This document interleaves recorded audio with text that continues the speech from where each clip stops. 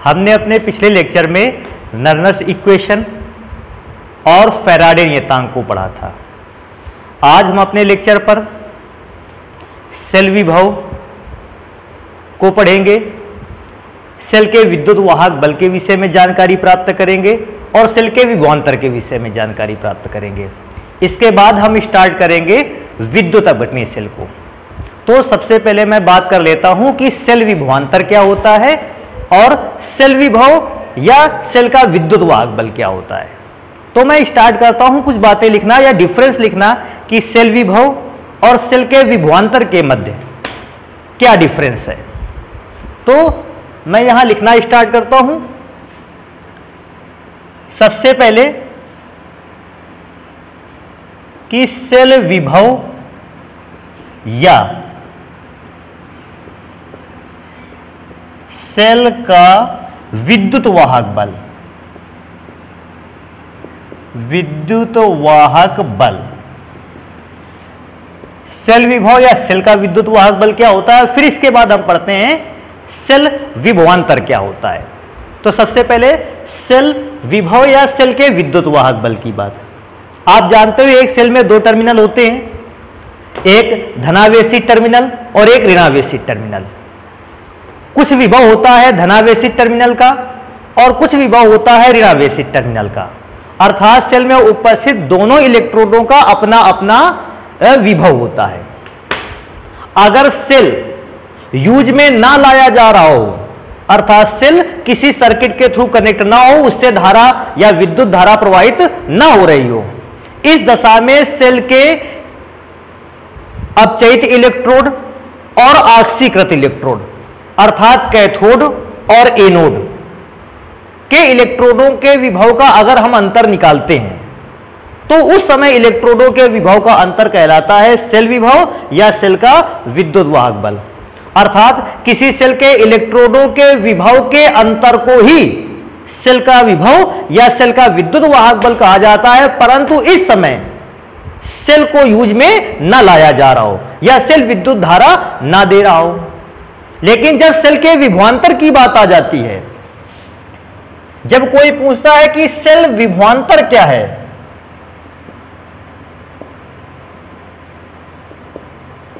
विभवांतर, तो बेटा सेल का विभवांतर भी सेम चीज है।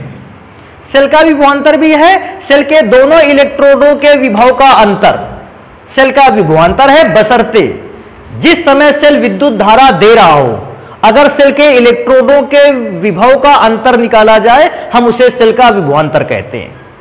लेकिन जिस समय सेल विद्युत धारा ना दे रहा हो, उस समय हम सेल के इलेक्ट्रोडों के विभव का अंतर निकालें तो हम उस विभव के अंतर को कहते हैं सेल विभव या सेल का विद्युत वाहक बल। तो मैं सेल विभव और सेल के विद्युत वाहक बल और दूसरा सेल का विभवांतर, इन दोनों के मध्य में पहला डिफरेंस लिखे देता हूं कि पहला अंतर क्या है। मैं फर्स्ट नंबर पे अगर डिफरेंस की बात आती है तो मैं लिखता हूं किसी सेल के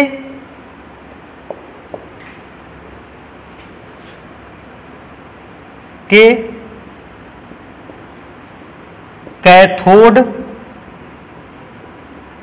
तथा एनोड के विभव के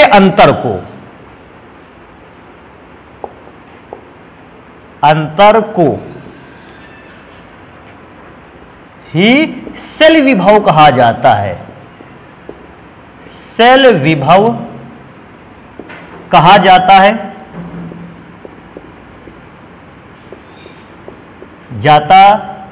है परंतु इस समय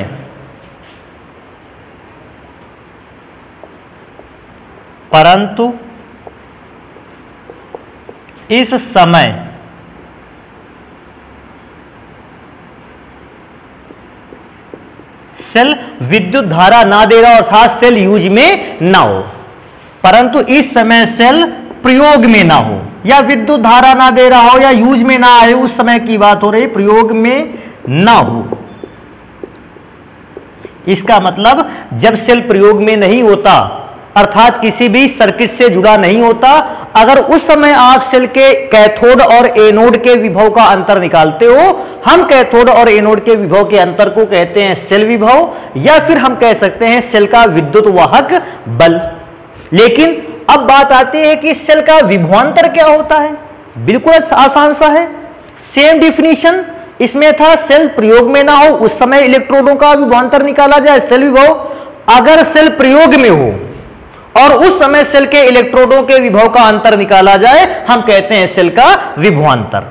तो मैं लिखे देता हूं सेम चीज लगभग।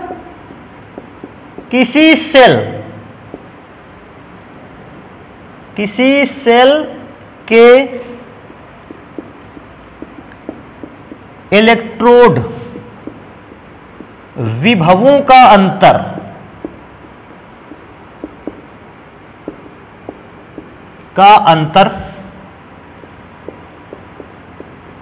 सेल का विभवांतर कहलाता है। विभवांतर कहलाता है। सेल का विभवांतर कहलाता है।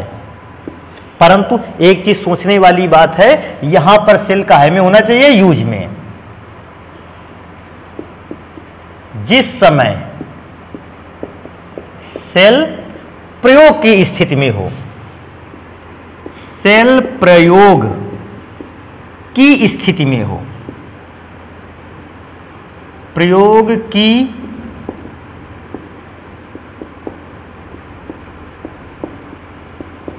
स्थिति में हो। तो ये दोनों में डिफरेंस है। सेल विभव कब निकाल सकते हैं और सेल का विभवांतर कब निकाल सकते हैं। दोनों आसान सी चीजें। सेल विभव निकाल सकते हो तब जब सेल यूज में अर्थात प्रयोग में नहीं होता, लेकिन जब सेल को हम प्रयोग में ले आते हैं, उससे करंट का फ्लो होने लगता है और उस समय अगर इलेक्ट्रोडों के विभव का अंतर निकालते हैं तो हम उसे अब सेल विभव नहीं बल्कि सेल का क्या कहेंगे, विभवांतर। अब बात आती है कि सेल विभव में और क्या खासियत होती है जो सेल के विभवांतर में नहीं होती, या सेल का विभव और किस माध्यम में सेल के विभवांतर से डिफरेंस है। तो मेरे पास एक और नंबर है, मैं यह लिख सकता हूं कि सेल का विभव किस प्रकार से सेल के विभवांतर से डिफरेंट है। पहली चीज मैंने डेफिनेशन दोनों की बता दी। सेकेंड नंबर पे मैं लिखता हूं सेल का विद्युत वाहक बल, या विभव भी कह सकते हैं,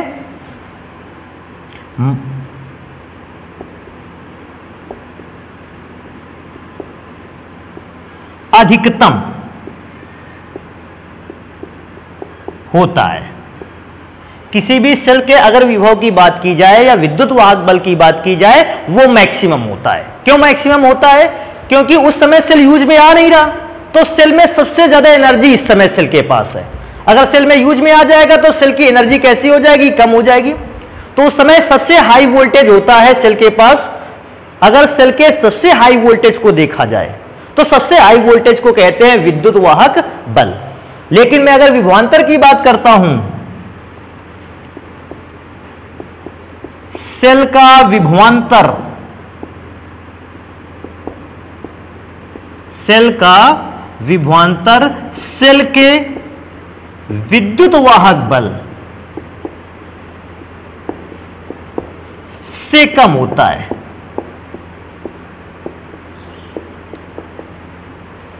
कम होता है विभवांतर सेल का, इसलिए सेल के विद्युत वाहक बल से कम होता है। क्यों? क्योंकि अब सेल यूज में आ गया है, और जब सेल यूज में आ गया है तो अब लगातार धीरे धीरे सेल की एनर्जी कैसी होती चली जा रही, कम। अगर सेल की एनर्जी लगातार कम होती रहेगी तो मैं लिख सकता हूं जो सेल का विभवांतर होता है वो सेल के विद्युत वाहक बल से कैसा होता है, कम होता है। अब एक और डिफरेंस लिख सकते हैं, विद्युत वाहक बल के थ्रू किया गया कार्य सबसे मैक्सिमम होता है, अधिकतम। सबसे अच्छी बात है, इस बात से पहचान सकते हैं, अगर सेल में विद्युत वाहक बल मैक्सिमम एनर्जी है, ऊर्जा की सबसे बड़ी वैल्यू है, तो यह कार्य भी तो ज्यादा करेगा। अगर सेल का विद्युत वाहक बल सेल के अंदर प्रेजेंट सबसे बड़ी ऊर्जा है, ज्यादा ऊर्जा की अमाउंट है, तो यह कार्य भी कैसा करेगा, ज्यादा। और अगर सेल का विभवांतर आप समझते हो इसको विद्युत वाहक बल से कम होता है, तो तो सेल का विभवांतर जो वर्क करके दिखा पाएगा, विभवांतर के कारण जो वर्क होगा वो कैसा होगा, कम होगा। तो मैं एक नंबर और लिखता हूं, सेल के विद्युत वाहक बल के द्वारा, सेल के विद्युत वाहक बल के द्वारा किया गया कार्य अधिकतम होता है, अधिकतम होता है। लेकिन सॉरी थर्ड नंबर है ये, अगर मैं थर्ड नंबर लिखता हूं विभवांतर के लिए, क्योंकि आप सभी जानते हो, मैं दोबारा से रिपीट कर देता हूं, विद्युत विभवांतर जो है वो सबसे हाई अमाउंट है एनर्जी की। तो जब उस हाई अमाउंट को हम वर्क में लाएंगे, कार्य में लाएंगे, तो कार्य भी कैसा करेगा, ज्यादा करेगा। लेकिन मैं जानता हूं सेल का जो विभवांतर होता है वो विद्युत वाहक बल से कैसा होता है, कम, क्योंकि विभवांतर एनर्जी की छोटी अमाउंट है, थोड़ी सी कम मात्रा, इसलिए जब इसे कार्य में लाएंगे तो सेल कार्य भी कैसा करेगा, कम करेगा। तो मैं उस पर भी लिखे देता हूं, सेल के विभवांतर के द्वारा, सेल के विभवांतर के द्वारा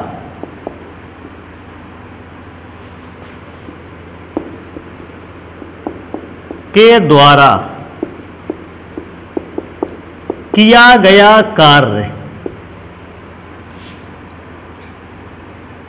किया गया कार्य अधिकतम नहीं होता, वो मैक्सिमम वर्क नहीं होता। इसका मतलब सेल के जो विद्युत वाहक बल है ये एक हाई एनर्जी है, एक ज्यादा एनर्जी प्रोड्यूस कर सकता है, लेकिन जो सेल का विभवांतर है वो उतनी ज्यादा एनर्जी को प्रोड्यूस नहीं करता है। तो ये डिफरेंस है सेल का विद्युत वाहक बल और सेल के विभवांतर के मध्य। तो मेरे ख्याल से आप इसको नोट कर लेंगे। मैं अगले आर्टिकल की ओर चलता हूं, इसको मिटा देते हैं। अब हम अगले आर्टिकल में पढ़ेंगे कि विद्युत अपघटनी सेल क्या होता है, क्योंकि हमने पिछले लेक्चर पर गैल्वेनिक सेल को तो पढ़ ही रखा था। अब हमें पढ़ने का नंबर है कि हम इस बात को पता कर लें कि विद्युत अपघटनी सेल होता क्या है। तो विद्युत अपघटनी सेल मैं आसानी से बता देता हूं। विद्युत अपघटनी सेल, सबसे पहले तो बात आती है विद्युत अपघटनी सेल कार्य क्या करता है। बेटा हमारे यहां बहुत सारे ऐसे पदार्थ हैं जो सामान्य रूप से रासायनिक अभिक्रियाएं नहीं कर पाते हैं, या हम उन्हें एक पदार्थ से दूसरे पदार्थ में चेंज करना चाहें तो वो किसी भी सामान्य प्रक्रम द्वारा एक पदार्थ से दूसरे पदार्थ में चेंज नहीं होते हैं। लेकिन अगर हम उन्हीं पदार्थों के घोल पर विद्युत धारा को प्रवाहित कर दें तो मैं ये देखता हूं कि उन्हीं पदार्थों के घोल पर विद्युत धारा को प्रवाहित कर देने पर वे रासायनिक अभिक्रिया को आसानी से पूरा करा लेते हैं, क्योंकि ये अभिक्रिया को तब पूरा कराते हैं जब आप इन पर विद्युत धारा को प्रवाहित करते हो। अतः विद्युत धारा के प्रवाहित करने पर होने वाली अभिक्रिया को हम कहते हैं विद्युत अपघटन। और विद्युत अपघटन जिस सेल द्वारा कराया जाता है उस सेल को कहा जाता है विद्युत अपघटनी सेल। फिर मैं एक बार दोबारा से इसको रिपीट कर दूं कि मेरे पास इस दुनिया में बहुत सारी रिएक्शंस हैं जो ताप के प्रभाव में, सनलाइट के इफेक्ट में या अन्य किसी प्रभाव में संपन्न नहीं हो सकती है। इन अभिक्रियाओं को संपन्न कराने के लिए मुझे पदार्थ के घोल में विद्युत धारा को प्रवाहित करना पड़ता है। जैसे ही मैं पदार्थ के घोल में विद्युत धारा प्रवाहित करता हूं वे रासायनिक अभिक्रियाएं संपन्न हो जाती हैं। विद्युत धारा के प्रभाव में रासायनिक अभिक्रियाएं संपन्न होती हैं, इस अभिक्रिया को कहते हैं विद्युत अपघटनी, या इस विधि को कहते हैं विद्युत अपघटनी विधि। और विद्युत अपघटनी विधि में जिस सेल का प्रयोग किया जाए उस सेल को कहते हैं विद्युत अपघटनी सेल। तो सबसे पहले मैं बात करूंगा कि विद्युत अपघटन क्या है, फिर बात करेंगे विद्युत अपघटनी सेल क्या है। तो मैं यहां लिखता हूं सबसे पहले कि विद्युत अपघटन क्या है, क्योंकि जब तक मुझे ये नहीं मालूम कि विद्युत अपघटन प्रोसेस क्या होता है मेरे लिए कठिन रहेगा कि मैं विद्युत अपघटनी सेल को पढ़ सकूं। क्योंकि मुझे आसानी से पता अगर बतानी होगी डेफिनेशन तो मैं बता दूंगा। विद्युत अपघटन प्रक्रिया को पूरा कराने के लिए जिस सेल की आवश्यकता पड़ती है उस सेल को कहते हैं विद्युत अपघटनी सेल। तो मैं इसको लिखता हूं कि सबसे पहले विद्युत अपघटन क्या है, देखिएगा इसको। जब किसी रासायनिक अभिक्रिया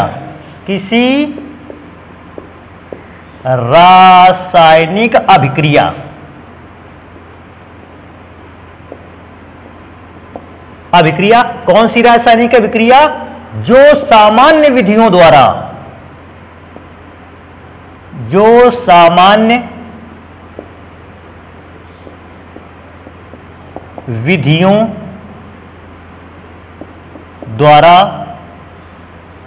पूर्ण नहीं कराई जा सकती।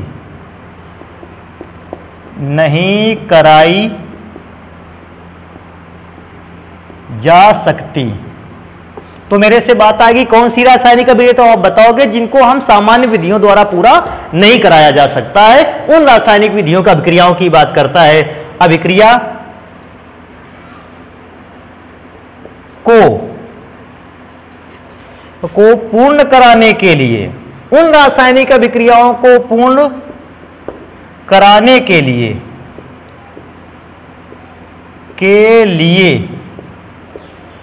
अभिक्रिया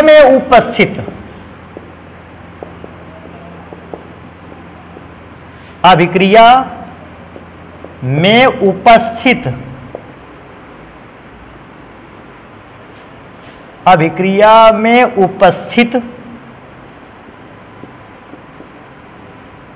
पदार्थ के घोल पर, जब किसी रासायनिक अभिक्रिया को पूर्ण कराने के लिए अभिक्रिया में उपस्थित पदार्थ के घोल पर विद्युत धारा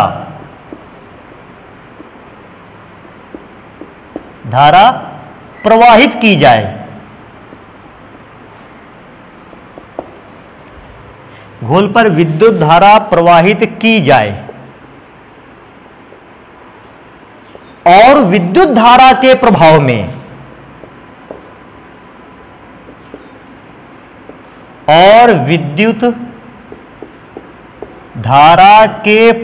में रासायनिक अभिक्रिया पूर्ण हो जाए, रासायनिक अभिक्रिया पूर्ण हो जाए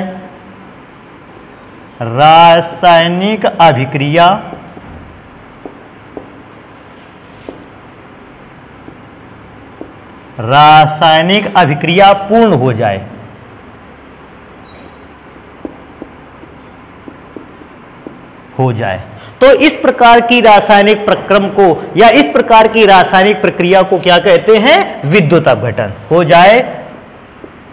तो इस प्रकार के प्रक्रम को या इस प्रकार की क्रिया को या अभिक्रिया को, तो इस प्रकार के प्रक्रम को कुछ भी लिख सकते हैं, को विद्युत अपघटन कहा जाता है। विद्युत अपघटन कहा जाता है। तो मैं एक बार दोबारा से इसको पढ़े देता हूं। क्या है विद्युत अपघटन प्रोसेस? कहता है जब किसी रासायनिक अभिक्रिया को, कौन सी रासायनिक अभिक्रिया को, जिस रासायनिक अभिक्रिया को हम सामान्य रूप से किसी भी विधि द्वारा पूरा नहीं कराया जा सकते हैं।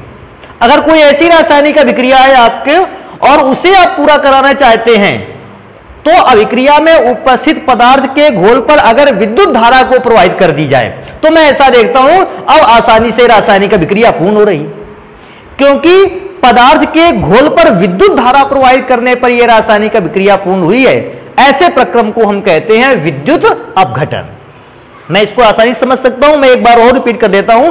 जब कोई रासायनिक अभिक्रिया सामान्य प्रोसेस से कंप्लीट नहीं करा सकते हैं आप, उस रासायनिक अभिक्रिया को पूर्ण कराने के लिए आप उस पदार्थ के घोल में विद्युत धारा को प्रवाहित करते हैं और जैसे ही पदार्थ के घोल में विद्युत धारा को प्रवाहित करते हैं आप देखते हैं कि रासायनिक अभिक्रिया पूर्ण हो गई है। तब हम इस प्रकार की रासायनिक अभिक्रिया को या इस प्रकार के प्रोसेस को कहते हैं विद्युत अपघटन। लेकिन आप इस बात को भी जानते हो कि विद्युत अपघटन तो तब हुआ जब आपने पदार्थ के घोल में विद्युत धारा को प्रवाहित किया, और आप जानते हैं विद्युत धारा को प्रवाहित करने के लिए आपको क्या चाहिए, एक सेल चाहिए। तो मैं क्या बताऊंगा कि विद्युत अपघटन प्रक्रिया को कराने के लिए जिस सेल का प्रयोग किया जाता है उस सेल को कहते हैं विद्युत अपघटनी सेल। तो मैं इस लाइन को भी नेक्स्ट नीचे लिखे देता हूं कि क्या लिखे देता हूं कि अगर आपको विद्युत अपघटन प्रोसेस को कंप्लीट कराना है तो उस विद्युत अपघटन प्रोसेस को कंप्लीट कराने के लिए आप जिस सेल का प्रयोग करते हैं उस सेल को कहते हैं विद्युत अपघटनी सेल। तो मैं यहां लिखे देता हूं विद्युत अपघटन की प्रक्रिया को विद्युत अपघटन की प्रक्रिया को पूर्ण कराने के लिए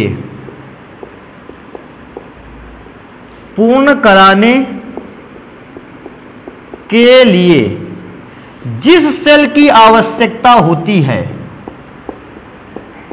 जिस सेल को प्रयोग में लाया जाता है, ऐसा भी लिख सकते हैं, जिस सेल को प्रयोग में लाया जाता है, जिस सेल को प्रयोग में लाया जाता है, प्रयोग में लाया जाता है, उसे या उस सेल को विद्युत अपघटनी सेल कहा जाता है। विद्युत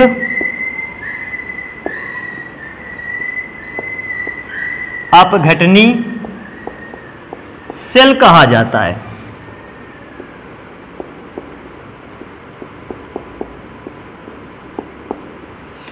ऐसा भी सिंपल मेथड है, बड़ा आसानी से विद्युत अपघटनी सेल को तो आसानी से बता सकते हो कि विद्युत अपघटन प्रक्रिया जिस सेल में होती है या जिस सेल के थ्रू होती है हम उसे कहते हैं विद्युत अपघटनी सेल। अब विद्युत अपघटनी सेल को हम जान गए कि विद्युत अपघटन क्या होता है। अब मैं क्या करता हूं, किसी एक केमिकल का विद्युत अपघटन करा कर देखते हैं कि आखिर विद्युत अपघटन में केमिकली चेंज किस प्रकार आता है, प्रोसेस के भाग क्या क्या हैं या प्रोसेस किस प्रकार से होता है।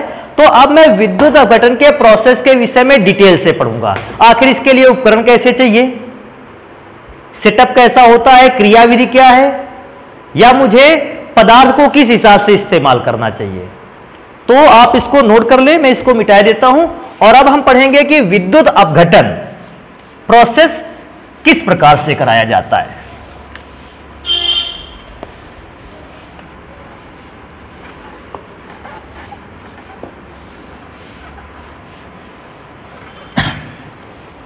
तो बेटा विद्युत अपघटन प्रोसेस कराने के लिए हमें सबसे पहले किसी कुचालक पदार्थ का एक पात्र चाहिए। कुचालक पदार्थ का मतलब है कांच का, प्लास्टिक के या रबर के पात्र का इस्तेमाल किया जा सकता है। विद्युत का कुचालक इसलिए भी कि जब इसमें हम करंट का फ्लो करेंगे, अगर मैं ये पात्र विद्युत का सुचालक रख दूंगा तो करंट की आधी अमाउंट या चार्ज की आधी अमाउंट को एब्जॉर्ब कर लेगा केवल ये पात्र, आधी से ज्यादा एनर्जी तो यही खा जाएगा। तो हमें किसी कुचालक पदार्थ को चाहिए जिसमें करंट का फ्लो बिल्कुल ना होता हो। अब इसमें मुझे क्या करना है, मुझे उस केमिकल को भर देना है जिस केमिकल पर मुझे विद्युत अपघटन कराना है। तो ऐसे अभी के लिए मैं क्या मानता हूं कि मेरे पास एक केमिकल है, इस विद्युत अपघट्य पदार्थ का नाम है AB, और मुझे AB नामक विद्युत अपघट्य पदार्थ पर विद्युत अपघटन की क्रिया करते हुए पदार्थ A को अलग कर देना है, पदार्थ B को अलग कर देना है। अर्थात मुझे पदार्थ A अलग चाहिए और पदार्थ B कैसा चाहिए, अलग। और पदार्थ A और पदार्थ B को अलग करने के लिए मैंने विद्युत अपघटनी सेल की सहायता ली है। तो मुझे विद्युत अपघट्य पदार्थ AB के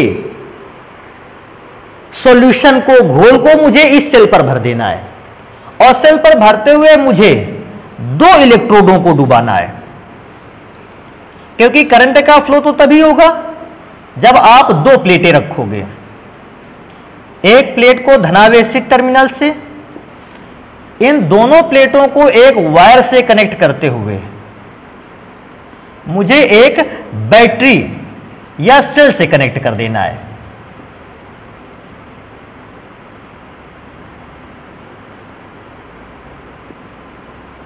साथ में मुझे एक कुंजी से कनेक्ट करना है इसको।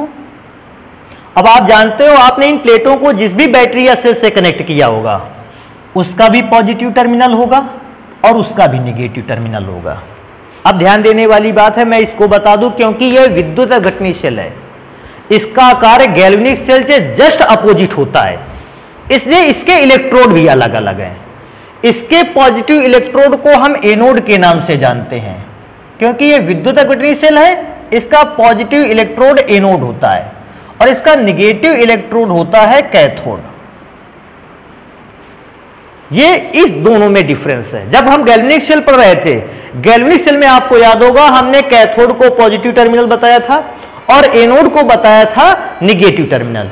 लेकिन क्योंकि ये विद्युत घटनी सेल है, इसमें एनोड पॉजिटिव टर्मिनल कवर करेगा और कैथोड करेगा निगेटिव टर्मिनल का। और मैंने इससे एक स्विच को क्या कर दिया, जोड़ दिया। स्विच क्या करेगा, मुझे जितनी देर विद्युत धारा की अमाउंट को, करंट की अमाउंट को प्लेटों के थ्रू सॉल्यूशन पर फ्लो करवाना होगा, मैं उतनी देर करवाऊंगा। जैसे मुझे करंट के फ्लो को रोकना है, मैं स्विच को ऑफ कर दूंगा। अब इन दोनों प्लेटों को विद्युत अपघट्य पदार्थ AB के घोल में मैंने डुबा दिया। यह सारा का सारा विद्युत अपघट्य पदार्थ AB का घोल भरा है। आप इस बात को भी जानते हैं, जब आपने AB के घोल को यहां भरा होगा, तब AB को जैसे ही आपने घोल के फॉर्म में बनाया, AB पर एक रिएक्शन हुई होगी। क्या रिएक्शन होगी? आपने पढ़ रखा है कि जब भी किसी विद्युत अपघट्य पदार्थ को जल या किसी ध्रुवीय विलायक में घोलते हुए उसका सॉल्यूशन बनाते हो, वो दो विपरीत आवेशित कणों में क्या हो जाता है, ब्रेक हो जाता है।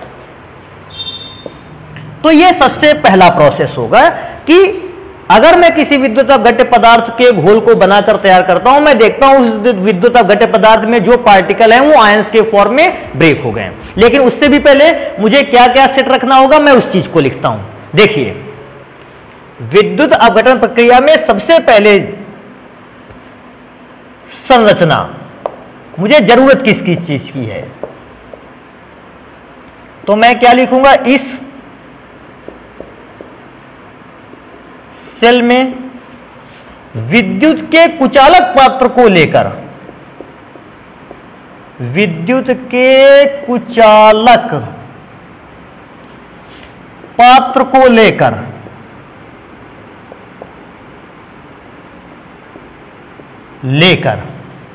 उसमें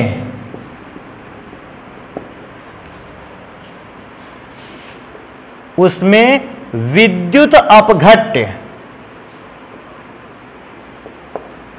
विद्युत अपघट्य का मतलब वो पदार्थ जिसकी हमें अभिक्रिया करानी, उस पदार्थ की बात करता है। विद्युत अपघट्य पदार्थ के घोल को भरते हुए, विद्युत अपघट्य पदार्थ के घोल को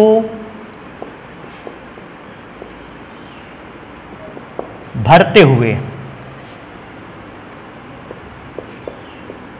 किसी बाह्य विभव स्रोत, किसी बाह्य विभव स्रोत, किसी बाह्य विभव स्रोत से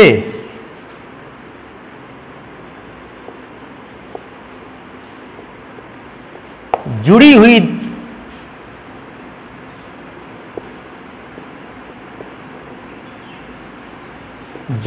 प्लेटों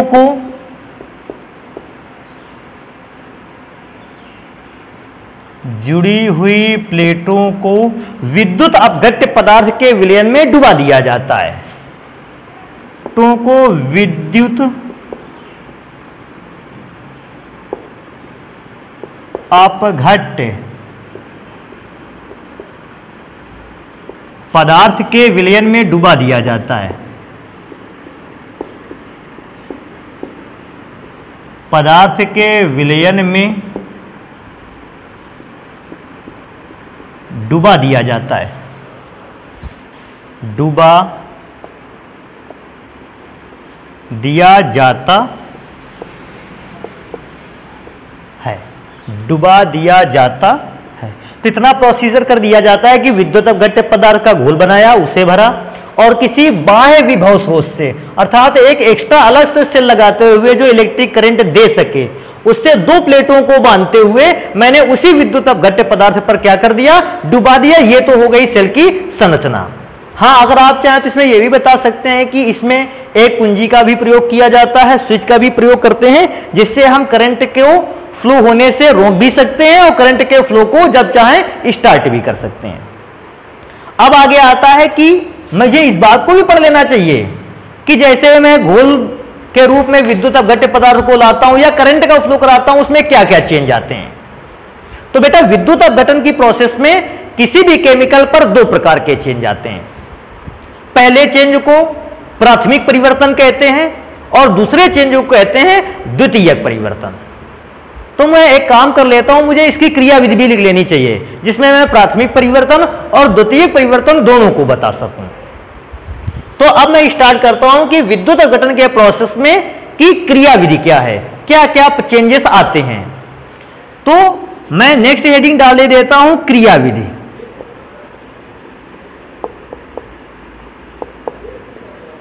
आखिर क्या क्या वर्किंग प्रोसेस होते हैं उस समय जब हम इलेक्ट्रिकल करंट को फ्लो करते हैं। तो मैं लिखता हूं विद्युत अपघटन की प्रक्रिया में, विद्युत अपघटन की प्रक्रिया में दो प्रमुख परिवर्तन होते हैं, दो प्रमुख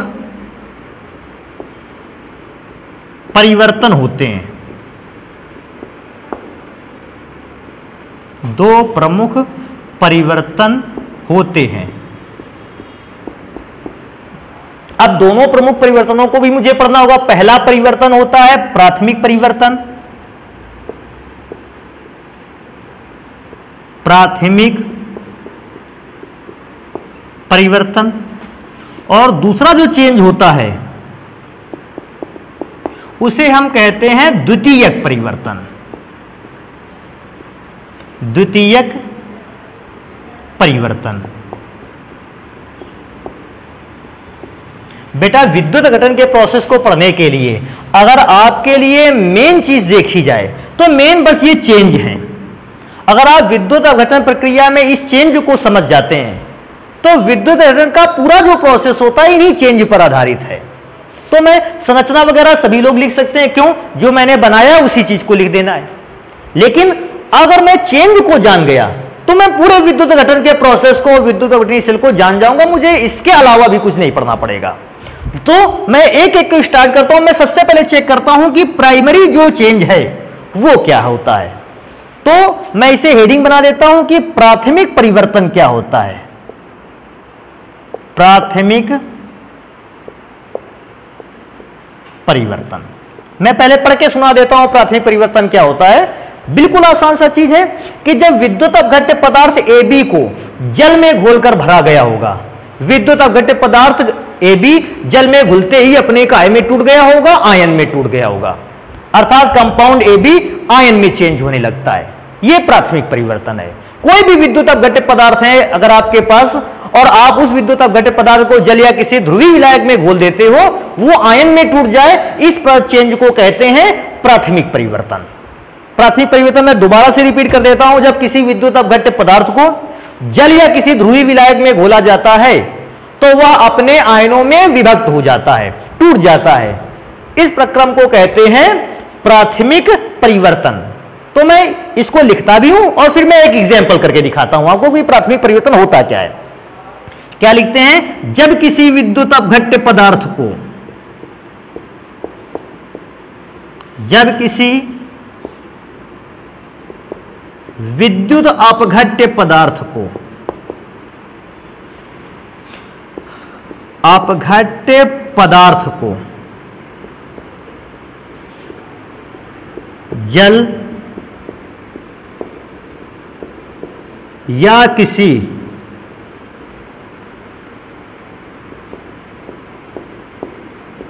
ध्रुवीय विलायक में घोला जाता है, जल या किसी ध्रुवीय विलायक में घोला जाता है,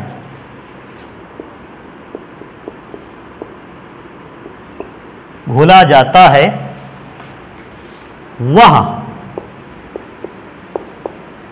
विद्युत अपघट्य पदार्थ, वह विद्युत अपघट्य पदार्थ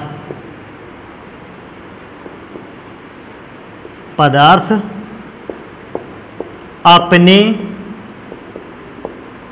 आयनों में विभक्त हो जाता है, आयनों में विभक्त हो जाता है या टूट जाता है, आयनों में विभक्त हो जाता है। जैसे मैंने उस विद्युत घट्ट पदार्थ को जल या ध्रुवीय विलायक में घोला, वह अपने आयनों में टूट गया, यह प्राथमिक परिवर्तन हो गया। अब जैसे मैं एक दो एग्जांपल भी आपको करके दिखा देता हूं कि कैसा पदार्थ अपने आयनों में टूटता है। मैं पहले एक सामान्य से एग्जांपल पे चलता हूं, NaCl। अगर मुझे NaCl का विद्युत घटन कराना है तो सबसे पहले एक चीज है कि मुझे NaCl नाम के पदार्थ को जल पर क्या कर लेना होगा, घोल लेना होगा। जैसे मैंने जल में घोला NaCl नाम के पदार्थ को, जल के अणु सोडियम क्लोराइड के पार्टिकल से टकराए, और जैसे ही जल का पार्टिकल सोडियम क्लोराइड के पार्टिकल से टकराया, सोडियम और क्लोरीन के परमाणुओं को एनर्जी मिलना स्टार्ट हो गई। और जैसे ही सोडियम और क्लोरीन के परमाणुओं को एनर्जी मिली, इनकी एनर्जी में वृद्धि हो गई, और एनर्जी में वृद्धि के कारण Na और Cl ने अपने मध्य उपस्थित बॉन्ड को क्या कर दिया, तोड़ दिया। क्योंकि दो परमाणुओं के मध्य तभी बॉन्ड बन सकता है जब उन परमाणुओं की ऊर्जा मिनिमम हो, कम से कम हो, तब बॉन्ड बनता है। लेकिन जैसे ही परमाणुओं की एनर्जी बढ़ जाती है, वो अपने मध्य में बने हुए बॉन्ड को क्या कर देते हैं, तोड़ देते हैं। तो जैसे ही जल में मैंने घोला, जल का पार्टिकल Na और Cl के पार्टिकल से टकराया, Na और Cl के पार्टिकल्स को एनर्जी मिली, और एनर्जी के उस प्रभाव ने Na और Cl के बीच के बॉन्ड को तोड़ दिया। अब Na और Cl के बीच के बॉन्ड को कैसे तोड़ा, क्योंकि Na मेटेलिक है, मेटल है। एनर्जी मिलने पर इसका नेचर यह है कि ऊर्जा के मिल जाने पर सोडियम अपने इलेक्ट्रॉन को क्या कर देता है, त्याग देता है। त्यागने की कोशिश क्लोरीन ने भी की होगी, लेकिन क्लोरीन की विद्युत ऋणात्मकता अधिक होती है, इलेक्ट्रॉन निगेटिविटी ज्यादा होती है, इसलिए क्लोरीन को एनर्जी मिलने के बाद भी क्लोरीन इलेक्ट्रॉन को त्याग नहीं पाया, बल्कि उसने सोडियम द्वारा त्यागे गए इलेक्ट्रॉन को क्या कर लिया, ग्रहण कर लिया। क्योंकि सोडियम इलेक्ट्रॉन को त्याग रहा है, मैं बता देता हूं कि सोडियम पर पॉजिटिव चार्ज आने वाला है और क्लोरीन पर आने वाला है निगेटिव चार्ज। तो NaCl को जल में घोलते हुए उसके आयनों में ब्रेक कर दिया। अगर पूछेगा कि यह कैसा परिवर्तन है, मैं बताऊंगा यह प्राथमिक परिवर्तन है। प्राथमिक परिवर्तन में केवल पदार्थ अपने आयनों में क्या होता है, टूटता है केवल। अब क्योंकि मुझे विद्युत अपघटन अगर मैं NaCl के लिए लिख देता हूं तो यह थोड़ा सा अलग रहेगा, इसलिए मैं एक जनरल इलेक्ट्रोलाइट के लिए मैं इस रिएक्शन को लिखता हूं। NaCl को मैंने एग्जांपल के फॉर्म में बताया था। मैंने क्या माना, मैंने माना कि हमारे पास विद्युत अपघट्य पदार्थ कौन सा था, Ab। हमने इस विद्युत अपघट्य पदार्थ को कहां पर घोल दिया, जल में घोल दिया। और जैसे ही विद्युत अपघट्य पदार्थ जल में घुला, विद्युत अपघट्य पदार्थ अपने आयन में टूट गया। मैं मान लेता हूं कि A मेटल है, इसलिए इसने पॉजिटिव आयन क्रिएट किया, बनाया, और B नॉन मेटल है, इसने निगेटिव आयन बनाया। अर्थात Ab जब भी जल में घुला, जल में घुलने पर वो आयनों में टूटा। अभी सोचो, अगर जल में घुलने पर वो आयनों में टूटता तो इस जल के घोल में कहीं कहीं A+ आयन भी होता और कहीं कहीं B- आयन भी होता। अभी आप सोचिए, केवल एक पार्टिकल के Ab को तो आपने जल में घोला नहीं, आपने बहुत सारे AB पार्टिकल्स को जल में घोला है, AB के मॉलिक्यूल्स को जल में घोला है। तो विलयन में भी बहुत सारे A पॉजिटिव आयन क्रिएट हुए होंगे, B निगेटिव आयन क्रिएट होंगे। अब अगर मैं माइक्रोस्कोपी के थ्रू इस पॉजिटिव और निगेटिव आयन को देखना स्टार्ट करूं तो मैं देखता हूं कि विलयन में उपस्थित धनायन और विलयन में उपस्थित ऋणायन ये अनिश्चित रूप से एक दूसरे की ओर गति करते रहते हैं। तो मैं इस बात को भी लिखता हूं कि जो आयन प्रोड्यूस हुए हैं इनका अध्ययन करने पर यह पाया गया कि ये आयन अनिश्चित रूप से अनिश्चित दिशा में गति करते रहते हैं। तो मैं इस बात को यहां पर लिखता हूं,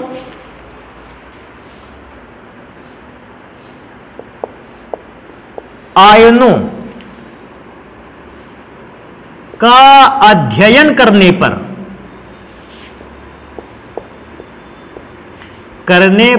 यह पाया गया कि विद्युत अपघट्य के आयन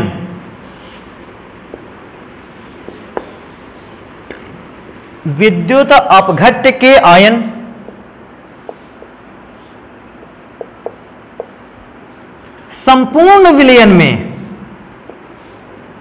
विद्युत अपघट्य के आयन संपूर्ण विलयन में अनिश्चित रूप से गति करते हैं।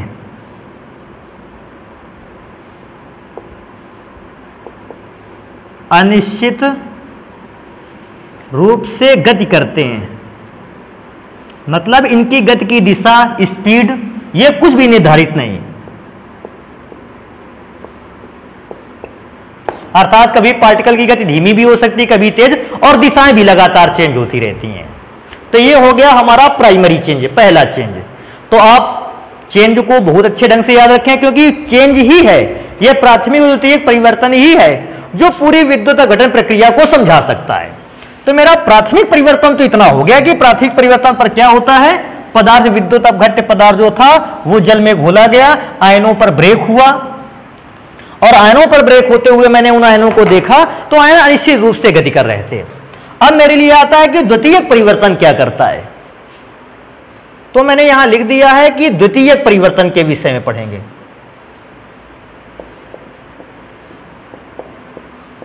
ध्यान रखने वाली बात एक है, क्या केवल एक ही ऐसा माध्यम है कि AB को जब जल में ही घोला जाएगा तो ही आयनों में टूटेगा? नहीं, कोई भी विद्युत अपघट्य पदार्थ दो अवस्थाओं में आयन में टूटता है। एक जब उसे किसी ध्रुवीय विलायक में घोल दिया जाता है या जल में घोल दिया जाता है, और दूसरा जब उसे पिघलाया जाता है।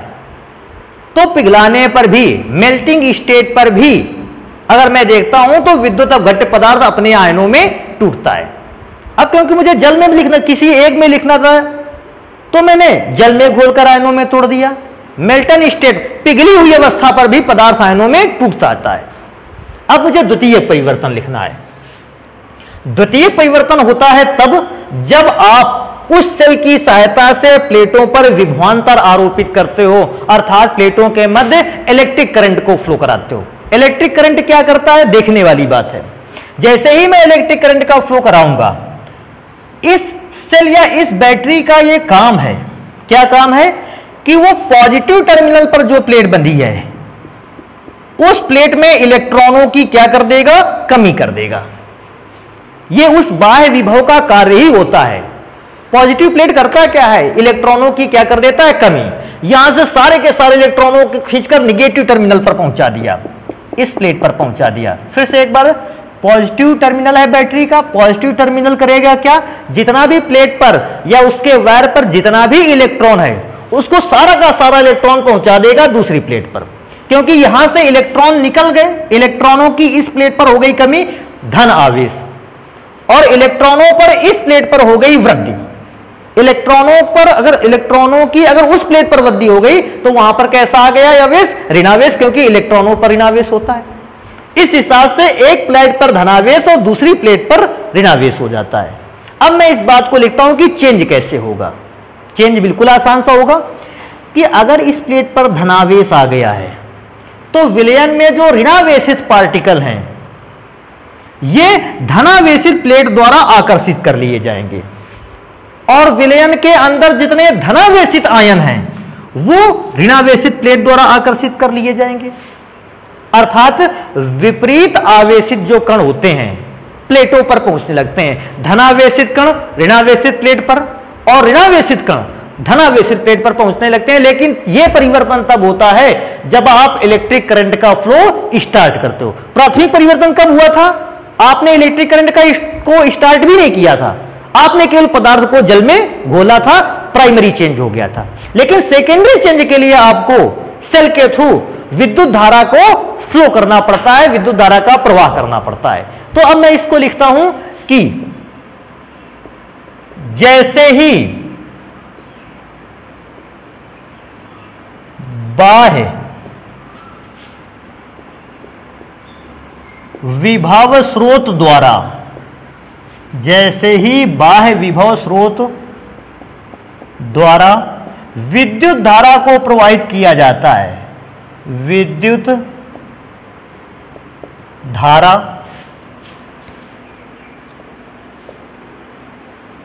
को प्रवाहित किया जाता है, प्रवाहित किया जाता है। जैसे मैंने इलेक्ट्रिक करंट का फ्लो कराया, यह पाया जाता है कि यह पाया जाता है कि विद्युत अपघट्य के विलयन में उपस्थित, विद्युत अपघट्य के विलयन में उपस्थित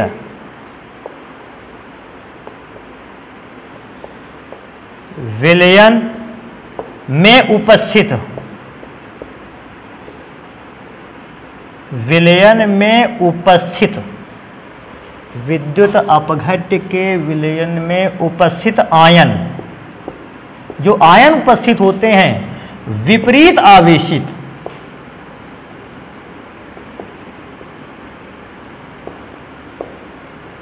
आवेशित इलेक्ट्रोडों की ओर, आप प्लेटों भी लिख सकते हो, विपरीत आवेशित इलेक्ट्रोडों की ओर गति करने लगते हैं, इलेक्ट्रोडों की ओर गति करने लगते हैं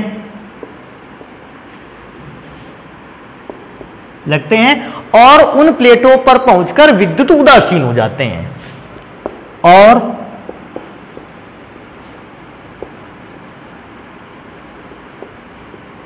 उन प्लेटों पर पहुंचकर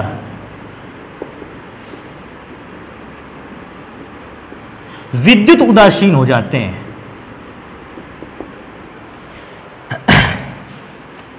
विद्युत उदासीन हो जाते हैं। विद्युत उदासीन हो जाने का मतलब है जैसे ही प्लेटों पर पहुंचते हैं, आयनों का जो आवेश होता है वो आवेश पूरी तरीके से कैसा हो जाता है, समाप्त हो जाता है। ये हो गया द्वितीयक परिवर्तन। तो द्वितीयक परिवर्तन को तब आप तभी करा सकते हो, केवल उस स्टेज पर ही करा सकते हो कंप्लीट, जिस समय आप उसमें विद्युत धारा का प्रवाह करते हो। जब तक आप विद्युत धारा का प्रवाह नहीं करने वाले हैं, सेकेंडरी चेंज नहीं होने वाला है। तो आप मैं द्वितीयक परिवर्तन के लिए कुछ रिएक्शन लिखता हूं, क्योंकि द्वितीयक परिवर्तन एक नहीं बल्कि दोनों इलेक्ट्रोडों पर अलग अलग संपन्न हो रही, क्योंकि मेरे पास दो प्रकार का आयन है। एक प्रकार का आयन एनोड पर चिपकता है, दूसरे प्रकार का आयन कैथोड पर चिपकता है। इसलिए मुझे रिएक्शन के दौरान अब एक नहीं बल्कि दो रिएक्शन लिखनी होगी। एक एनोड पर कैसा रिएक्शन होती है और कैथोड पर कैसी रिएक्शन होती है। तो मैं सबसे पहले लिखना चाहूंगा कि एनोड पर रिएक्शन क्या है। बेटा सबसे पहले तो मुझे यह लिख लेना चाहिए, एनोड को सबसे बड़ी बात ये समझ लेना चाहिए कि एनोड किस प्रकार का टर्मिनल है। एनोड को मैं पॉजिटिव टर्मिनल, पॉजिटिव टर्मिनल का मतलब है इलेक्ट्रॉनों की इसमें क्या है, कमी। अगर मैं इंडिकेट भी करना चाहूं तो मैं ऐसा लिख सकता हूं कि पॉजिटिव टर्मिनल एनोड की बात हो रही। अभी आप सोचिए, अगर एनोड पॉजिटिव है टर्मिनल, इस पर कौन सा पार्टिकल आएगा, निगेटिव। इसका मतलब एनोड के प्लेट पर मुझे ए प्लस की अभिक्रिया नहीं लिखनी है, मुझे एनोड खुद प्लस चार्ज है, इस पर कौन सा पार्टिकल चिपके आके बी माइनस, मुझे बी माइनस की अभिक्रिया लिखनी है। तो एनोड पर आया बी माइनस नाम का पार्टिकल, क्यों, प्लस चार्ज माइनस चार्ज को अपनी ओर क्या करेगा, आकर्षित।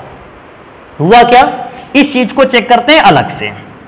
ये मैंने प्लेट बना रखी है, ये प्लस चार्ज से भरी है, B माइनस वाला पार्टिकल, ऋण आवेशित पार्टिकल इस प्लेट की ओर आएगा। अब आप चेक करो कैसे, B माइनस का मतलब है इस पे इलेक्ट्रॉन की अधिकता है। कितने इलेक्ट्रॉन की अधिकता है? 1 इलेक्ट्रॉन की अधिकता। जैसे ही ये 1 इलेक्ट्रॉन अधिकता वाला B आयन प्लेट पर आएगा, ये अपना इलेक्ट्रॉन, एक्स्ट्रा इलेक्ट्रॉन निकाल के प्लेट को दे देगा। जैसे ही इलेक्ट्रॉन प्लेट को देगा, इलेक्ट्रॉन की एक कमी खत्म हो जाएगी। भाई प्लस चार्ज का मतलब है इलेक्ट्रॉन की कमी। अगर 4 प्लस चार्ज है, इसका मतलब इसमें 4 इलेक्ट्रॉनों की कमी है। 4 में से एक B आयन ने अपना 1 इलेक्ट्रॉन निकाल कर दे दिया है प्लेट को, तो 1 इलेक्ट्रॉन की कमी क्या हो गई? खत्म हो गई। अगर दूसरा B माइनस चार्ज आता, यह भी अपना 1 इलेक्ट्रॉन निकालकर इस प्लेट को जैसे ही देता, तो इसका इलेक्ट्रॉन निकल गया, तो इसका चार्ज खत्म। उसे इलेक्ट्रॉन मिल गया, उसकी कमी पूरी हो गई, उसका भी आवेश खत्म। इस प्रकार से जैसे जैसे B माइनस के पार्टिकल पॉजिटिव प्लेट पर चिपकते रहते हैं, B माइनस का भी आवेश खत्म होता जाता है, और साथ में प्लेट का भी आवेश कैसा होता है? कम। तो B माइनस ने किया क्या? अपने अंदर से इलेक्ट्रॉन निकाल दिया, प्लेट को दे दिया। मुझे B माइनस को देखना है, B माइनस ने इलेक्ट्रॉन लिया कि दिया? क्योंकि B माइनस ने इलेक्ट्रॉन निकाल दिया, मैं यहां लिख सकता हूं -1 इलेक्ट्रॉन। -1 इलेक्ट्रॉन का मतलब समझे, इलेक्ट्रॉन निकाल दिया, और जब निकाल दिया तो ये चेंज हो गया B के फॉर्म में, क्योंकि इलेक्ट्रॉन निकल गया। हाँ, आप इलेक्ट्रॉन ऐसा भी कर सकते हो, -1 इलेक्ट्रॉन को आप अगर चाहें तो यहां 1 इलेक्ट्रॉन लिख सकते हैं। B माइनस ने अपना इलेक्ट्रॉन निकालकर अलग कर दिया और खुद चेंज हो गया B में। अब ऐसा भी हो सकता है, अगर B एक परमाणुक है, एक परमाणुक है, तो आप इसको B से ही लिखा रहने दें। अगर द्विपरमाणुक है तो B, अगर बाई चांस मैं मान लेता हूं थोड़े के लिए कि B द्विपरमाणुक है, तो B के एक आयन ने B बनाया, ऐसे ही B का दूसरा आयन भी B बना रहा होगा। ये दोनों B आपस में जुड़कर B2 नामक कंपाउंड का निर्माण करेंगे। क्योंकि देखो, एक अगर द्विपरमाणुक है B, तो B परमाणुक फॉर्म में स्थायी रहने वाला नहीं। अगर ये स्थायी नहीं रहेगा तो क्या करेगा? दूसरे B को अपने साथ क्या कर लेगा? जोड़ लेगा और B2 बना लेगा। क्योंकि आपने लिखा है परमाणु स्वतंत्र अवस्था में नहीं रह सकता, अकेला परमाणु स्वतंत्र अवस्था में नहीं रह सकता, उसे किसी दूसरे परमाणु से कॉम्बिनेशन की जरूरत पड़ेगी।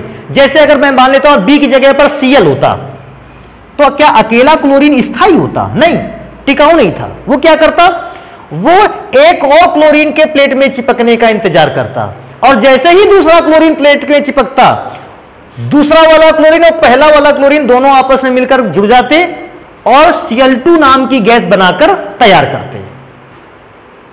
तो अगर हम चाहें तो इस रिएक्शन को थोड़ा सा यहां B2 के फॉर्म में बढ़ा सकते हैं, नहीं चाहें कोई प्रॉब्लम नहीं है। अब आगे चलते हैं। ये हो गई हमारे एनोड की रिएक्शन। अगर मैं कैथोड की अभिक्रिया की बात करता हूं, तो मुझे मालूम है अब कैथोड मेरे लिए निगेटिव टर्मिनल है। मुझे निगेटिव टर्मिनल पर होने वाली रिएक्शन चेक कर लेनी चाहिए। तो आप समझते हो, निगेटिव टर्मिनल पर चलते हैं। प्लेट ऋणावेश से भरी, अर्थात इसमें इलेक्ट्रॉनों की क्या है? अधिकता। अब अगर ये प्लेट ऋणावेशित है, तो ये केवल उन्हीं पार्टिकल्स को अपनी ओर खींचेगी जिन पार्टिकल पर धन आवेश है। तो मैं यहां बना देता हूं। अब मैं ऋणावेशित प्लेट की बात कर रहा हूं, यहां पर केवल वही पार्टिकल आएगा जो धनावेशित है। अगर ए धनावेशित है तो ऋणावेशित प्लेट B की ओर आएगा। अब इलेक्ट्रॉन की अधिकता प्लेट पर है और आयन पर इलेक्ट्रॉन की कमी है। इसको कैसे सोल्व करेंगे? इस बार इलेक्ट्रॉन किसको दे कौन? तो भाई एक सामान्य सी चीज है, जिसके पास ज्यादा इलेक्ट्रॉन हो वो अपना इलेक्ट्रॉन उस आयन को दे, उस पार्टिकल को दे जिसके पास इलेक्ट्रॉनों की कमी है। क्योंकि प्लेट पर इलेक्ट्रॉनों की अधिकता है, इलेक्ट्रॉन को निकलकर कहां आना होगा? ए आयन पर। जैसे ही ए पॉजिटिव आयन प्लेट की सतह पर आया, इलेक्ट्रॉन एक प्लेट ने निकाला और ए को दे दिया। तो मैं इसको रिएक्शन में कैसे लिखूंगा? पहले इलेक्ट्रॉन की कमी थी ए के पास, फिर प्लेट ने अपना इलेक्ट्रॉन निकाल के जैसे ही ए के साथ रखा या ए को दिया, माइनस चार्ज ने इस प्लस चार्ज के या इलेक्ट्रॉन की कमी को खत्म कर दिया और पदार्थ ए बन गया। तो इलेक्ट्रॉन प्लेट से निकलकर इस बार किसको मिला? आयन को मिला। और जैसे ही प्लेट से निकलकर आयन को मिला इलेक्ट्रॉन, प्लेट में भी ऋण चार्ज की कमी हो गई, एक इलेक्ट्रॉन निकल गया तो एक ऋण चार्ज की कमी, और आयन का भी वो जो धनावेश था वो भी समाप्त हो गया क्योंकि इसकी भी इलेक्ट्रॉन की कमी पूरी हो गई। इन दोनों रिएक्शन में आपने देखा जैसे ही B minus ion positive plate पे चिपकता था वो पॉजिटिव चार्ज को कम कर देता था, और जैसे ही पॉजिटिव आयन निगेटिव प्लेट पे चिपका था उसने प्लेट के निगेटिव चार्ज को कम कर दिया। अर्थात जैसे जैसे प्लेट पर पार्टिकल चिपकते रहेंगे प्लेटों का चार्ज धीरे धीरे आवेश कम होता रहेगा, और आवेश की कमी इस बात को दिखाएगा कि सेल लगातार क्या हो रहा है, खर्च हो रहा है, वर्क में है। एक समय ऐसा आएगा जितना भी पॉजिटिव आयन है वो सारा का सारा निगेटिव प्लेट पे चिपक जाएगा, और जितना सारा का सारा निगेटिव आयन है वो पॉजिटिव प्लेट पे चिपक जाएगा। इस प्रकार से ए जो है पॉजिटिव होने के कारण निगेटिव प्लेट पर मिलेगा, और बी निगेटिव होने के कारण पॉजिटिव प्लेट पे मिलेगा। तो अगर ए मेटेलिक है तो वो एक सिंपल अवस्था पे भी रह सकता है, मैं इसको ए ही लिखे रहने देता हूं। क्यों? क्योंकि पॉजिटिव आयन बनाने वाला पदार्थ ज्यादातर आपको क्या मिलेगा, धातु मिलेगा, और धातु को हम अकेले ही लिखते हैं। अधातु को तो मैं जानता हूं कि अधातु जो है वो नॉन स्टेबल कंपाउंड है अगर अकेला लिखते हो, लेकिन धातु को अकेले आप लिख सकते हो। इस प्रकार से अगर मुझे ओवरऑल रिएक्शन लिखनी होगी, कभी कभी ऐसा ही बोल देता है ओवरऑल रिएक्शन लिखे, पूरी की पूरी रिएक्शन मुझको लिख के दिखाओ, मुझे अलग अलग रिएक्शन नहीं चाहिए। आपको याद होगा मैंने पहले भी एक अभिक्रिया लिखी थी, मैं वो अभिक्रिया को यहां लिखे देता हूं। ए बी को मैंने आयंस में ब्रेक किया था ए प्लस और बी माइनस। अगर मुझे ओवरऑल रिएक्शन लिखनी होगी तो मैं देखो कैसे लिखूंगा। मैंने अभिक्रिया को कहां से स्टार्ट किया था, ए बी से, उसमें से पदार्थ ए आयन में टूटा, बी आयन में टूटा, पदार्थ ए जो आयनिक था ये काहे में चेंज हुआ, तो मैं देखता हूं अच्छा ए आयन ये है, ए आयन लास्ट में काहे में चेंज हुआ, ए में, ए लिख दिया। अब मुझे ए बी पदार्थ बी आयन में भी तो टूटा था, अब मुझे बी आयन चेक करना है, बी आयन काहे में चेंज हुआ, लेकिन अभी और चेंज हुआ B2 में, तो मैंने B2 लिख दिया। मैंने ये देखा सबसे लास्ट में ए का आयन में चेंज हुआ, मैंने वो लिख दिया। सबसे लास्ट में जाने पर बी का आयन में चेंज हुआ, मैंने उसको लिख दिया। अभिक्रिया को बैलेंस अगर करना चाहे आप 2 आप बैलेंस भी कर सकते हो। हालांकि अभी अभिक्रिया के बैलेंसिंग से कोई मायने नहीं है जब तक हम 2-4 एग्जाम्पल नहीं पढ़ लेते। तो ये बेटा विद्युत अपघटन का प्रोसेस है जिसमें 2 प्रकार के रिएक्शंस को, 2 प्रकार के केमिकल चेंज को दिखाया गया है। प्राथमिक परिवर्तन तब जब पदार्थ को आप जल में घोल देते हो जाता है। द्वितीयक परिवर्तन तभी होता है जब आप पदार्थ में विद्युत धारा का प्रवाह कराते हो। तो इस प्रकार से विद्युत अपघटनीय सेल को हम लोगों ने माध्यम में पढ़ा। हम लोग इसके नेक्स्ट लेक्चर पर कुछ रासायनिक पदार्थों का विद्युत अपघटन प्रोसेस कराएंगे और यह देखेंगे कि उन रासायनिक पदार्थों पर विद्युत अपघटन कराने पर किस किस प्रकार का चेंज आता है। यह तो एक जनरली सा विद्युत अपघटन का प्रोसेस हो गया। ध्यान रखने वाली बात है, विद्युत अपघटन के प्रोसेस पर आप जो रिएक्शन है वो इलेक्ट्रोड वाइज ही लिखी जाएंगी कि एनोड पर क्या हुआ, कैथोड पर क्या हुआ। ऐसा नहीं कि जब पाए इलेक्ट्रोड पर एनोड पर रिएक्शन लिख दी, जब पाए कैथोड वाली लिख दी। हर एक रिएक्शन को उसके इलेक्ट्रोड पर लिखना जरूरी है। और लास्ट में ओवरऑल रिएक्शन का तरीका, शुरुआत में पदार्थ किस रूप से चलना स्टार्ट हुआ, फिर पदार्थ ए बी में से स्टार्ट हुआ था, ए लास्ट में काहे में चेंज हुआ उसको लिख दिया, बी लास्ट में चेंज काहे में हुआ, B2 में चेंज हुआ। और इस बात की भी नेक्स्ट लेक्चर पे गणना करेंगे कि जब नॉन मेटेलिक पदार्थ की बात होती है मैं B2 लिख देता हूं, लेकिन जब मेटेलिक पदार्थ की बात होती है मैं A2 क्यों नहीं लिखता हूं। इस बात की भी चर्चा करेंगे लेकिन नेक्स्ट लेक्चर पर, जिसमें मैं कई रासायनिक पदार्थों का विद्युत अपघटन करके दिखाऊंगा आपको। तो आज के लेक्चर पर इतना ही रखते हैं, बाकी की चीजों को पढ़ते हैं नेक्स्ट लेक्चर पर। धन्यवाद।